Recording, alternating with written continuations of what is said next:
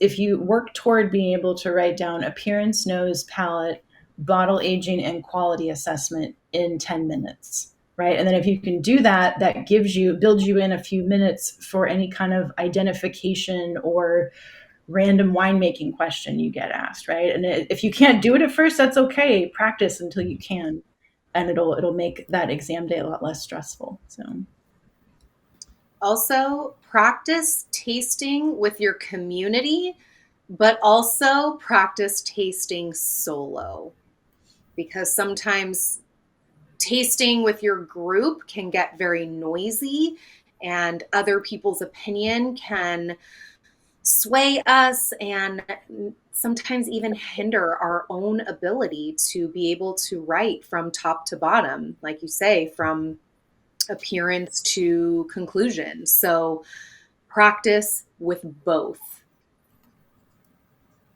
true, I like that. I mean, because depending on your tasting group, like if you meet with a lot of people who are studying through the quartermaster sommeliers, all of their tasting is done verbally, right? And so it's a very different animal than like WSET, where yeah, you're thinking about a lot of the same things, but it's all written, right? And so, which I think there's merits to both ways. But if you know your exam is going to be written, then practice some of the writing.